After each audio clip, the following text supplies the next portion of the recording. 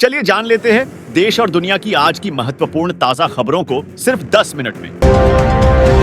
कांग्रेस के एक फैसले ने पंचर कर दी इंडिया गठबंधन की साइकिल, आगबूला हुए अखिलेश यादव। जी हां दोस्तों, एक कहावत है ना, धोबी का कुत्ता घर का ना घाट का। ऐसा लग रहा है इंडिया गठबंधन में समाजवादी पार्टी की हालत कुछ ऐसी ही हो रही है।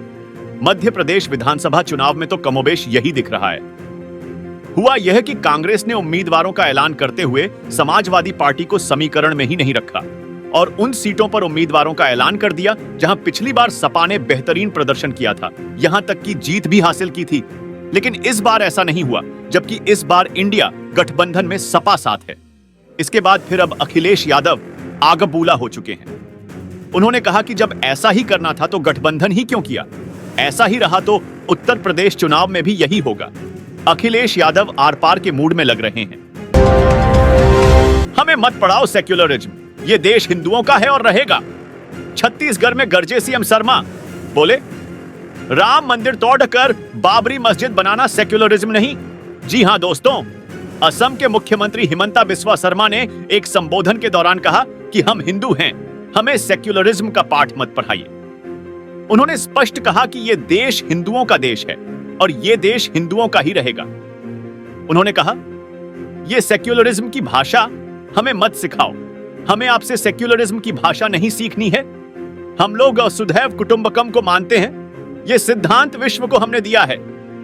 सेक्युलरिज्म का अर्थ यह नहीं है कि कोई राम मंदिर को तोड़ डाच कर बाबर के नाम पर मस्जिद बनाएगा।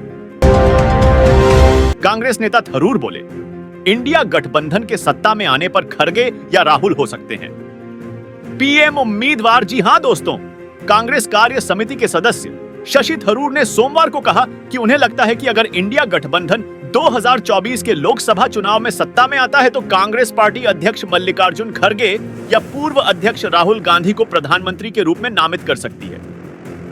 थरूर ने कहा कि अगले साल के चुनाव में विपक्षी गठबंधन के कारण आश्चर्यजनक नतीजे देखने को मिल सकते हैं और इंडिया गठबंधन के भारतीय जनता पार्टी को शिकस्त देकर केंद्र में सत्ता में आने की संभावना है।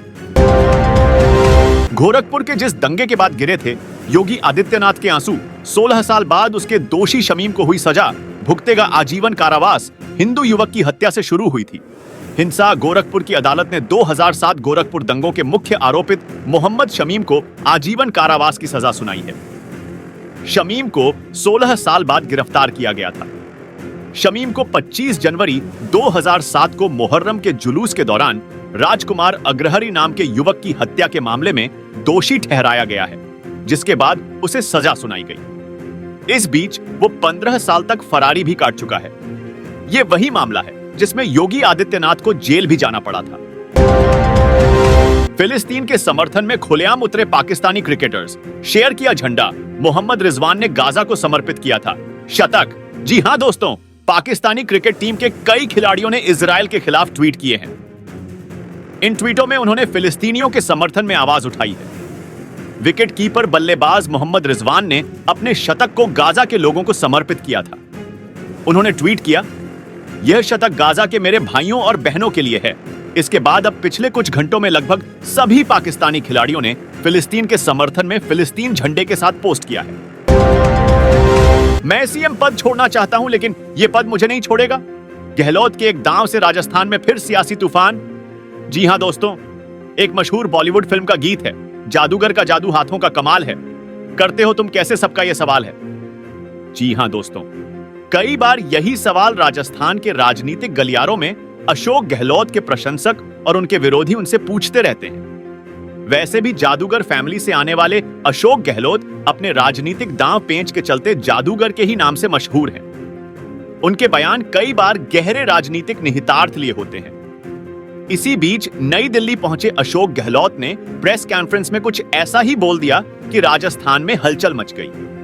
उनसे राजस्थान के सीएम पद के उम्मीदवार के बारे में पूछा गया तो उन्होंने तपाक से कह दिया कि सीएम पद छोड़ना चाहता हूं लेकिन यह पद नहीं छोड़ रहा है और शायद छोड़ेगा भी नहीं। इसके अलावा उन्होंने यह भी कहा कि सचिन पायलट के सभी टिकट क्लियर हो रहे हैं। कांग्रेस सरकार बनते ही करवाएंगे जाति जनगणना। तेलंगाना में रैली के दौरान राहुल गांधी ने किया वादा। जी हां दोस्तों, चुनाव की तारीख जैसे जैसे नजदीक आ रही है वैसे वैसे राजनीतिक दलों की बयानबाजी और घोषणाएं बढ़ती जा रही है।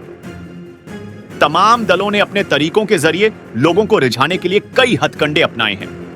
कोई जाति जनगणना तो कोई मुफ्त योजनाओं की घोषणा की बात कर रहा है। इसी बीच कांग्रेस नेता राहुल गांधी पार्टी के प्रचार प्रसार के लिए तेलंगाना पहुंचे। राज्य में पहुंचते ही उन्होंने जनता से वादा किया कि अगर कांग्रेस की सरकार तेलंगाना में बनती है तो निश्चित तौर पर हम राज्य में जाति जनगणना कराएंगे। देश में पहली बार मरीज को ब्लड चढ़ाए बिना हार्ट ट्रांसप्लांट। जी हां दोस्तों, गुजरात के अहमदाबाद में पहली बार एक मरीज के दिल का प्रत्यारोपण कुछ इस तरह से किया गया कि उसे एक भी यूनिट ब्लड ट्रांसफ्यूजन की जरूरत नहीं पड़ी। आमतौर पर सर्जरी के दौरान मरीज को ब्लड दिया जाता है क्योंकि सर्जरी के दौरान काफी खून बह जाता है। लेकिन एक नई टेक्निक के इस्तेमाल और सर्जरी के तरीके में बदलाव करके डॉक्टरों ने यह चमत्कार करके दिखाया है। दरअसल जितनी बड़ी और लंबी सर्जरी होती है, मरीज का खून उतना ही बहने का अंदेशा होता है। लेकिन सबसे मुश्किल माने जाने वाले ऑपरेशन हार्ट ट्रांसप्लांट को भारतीय डॉक्टरों ने ऐसे अंजाम दिया कि मरीज को एक यूनिट खून की जरूरत भी नहीं पड़ी। डेंगू केस के साथ ही बढ़ रही कीवी और नारियल पानी की डिमांड, 2 गुना हुआ दाम। जी हां दोस्तों, देश में डेंगू और मलेरिया तेजी से फैल रहा है। डेंगू के मरीजों की संख्या तेजी से बढ़ रही है। हर रोज दर्जनों लोग बीमारी की चपेट में आ रहे हैं। एक तरफ जहां रोज डेंगू रोगी सामने आ रहे हैं, वहीं दूसरी ओर रोगियों के उपचार के साथ साथ विभिन्न प्रकार के फलों की मांग भी बढ़ गई है। डेंगू रोगियों के लिए उनके परिजन कीवी, नारियल पानी, पपीता आदि फलों की खरीद रहे हैं। इन दिनों नारियल पानी और कीवी फल की मांग काफी बढ़ गई है। इसका कारण भी है, इन दोनों में पर्याप्त मात्रा में ऐसे तत्व होते हैं जिनसे प्लेटलेट्स को बढ़ाने में मदद मिलती है। लगातार बढ़ रहे डेंगू ने प्लेटलेट्स बढ़ाने में सहायक हरे नारियल और कीवी फल की डिमांड बढ़ा दी है। आम दिनों की अपेक्षा इनकी बिक्री में 1.5 से 2 गुना तक का इजाफा हुआ है तो दाम ने भी उछाल मारा है।